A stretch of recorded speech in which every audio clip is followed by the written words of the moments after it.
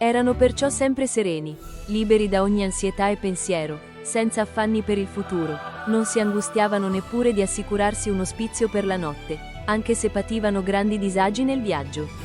Sovente, durante il freddo più intenso, non trovando ospitalità, si rannicchiavano in un forno, o pernottavano in qualche spelonca. Di giorno, quelli che ne erano capaci, si impegnavano in lavori manuali, o nei ricoveri dei lebbrosi o in altri luoghi, servendo a tutti con umiltà e devozione. Non volevano esercitare nessun lavoro che potesse dar adito a scandalo, ma sempre si occupavano di cose sante e giuste, oneste e utili, dando esempio di umiltà e di pazienza a tutti coloro con i quali si trovavano. Amavano talmente la pazienza, che preferivano stare dove c'era da soffrire persecuzioni che non dove, essendo nota la loro santità, potevano godere i favori del mondo. Spesso, ingiuriati, vilipesi, percossi, spogliati, legati, incarcerati, sopportavano tutto virilmente, senza cercare alcuna difesa. Dalle loro labbra anzi non usciva che un cantico di lode e di ringraziamento. Non cessavano quasi mai di pregare e lodare il Signore. Esaminando ogni loro azione, ringraziavano Dio per il bene fatto e piangevano amaramente per le colpe e negligenze commesse. Quando poi nella preghiera non avvertivano la usuale dolcezza, si credevano abbandonati da Dio.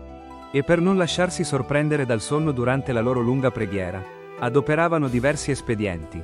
Alcuni si aggrappavano a delle funi, altri si servivano di cilizi di ferro o di legno. Se talvolta pareva loro di essere stati meno sobri del solito, per aver preso cibo e bevanda a sufficienza, oppure di aver oltrepassato sia pur per poco la misura della stretta necessità per la stanchezza del viaggio, si punivano aspramente con un'astinenza di parecchi giorni. Si studiavano infine di domare gli istinti della carne con tal rigore, da non esitare spesso a tuffarsi nel ghiaccio e a martoriare il corpo tra i rovi acuminati rigandolo di sangue.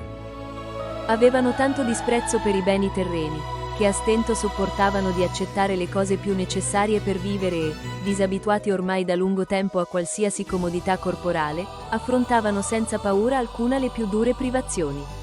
Ma mentre erano così severi con se stessi, il loro contegno era sempre garbato e pacifico con tutti, e attendevano solo a opere di edificazione e di pace, evitando con grande cura ogni motivo di mal esempio. Parlavano solamente quando era necessario, né mai dicevano parole scorrette o vane. In tutta la loro vita e attività non si poteva trovare nulla che non fosse onesto e retto. Dal loro atteggiamento traspariva sempre compostezza e modestia, e mortificavano talmente i propri sensi che non vedevano né sentivano se non quello che era essenziale e doveroso, sguardo rivolto a terra e mente fissa al cielo.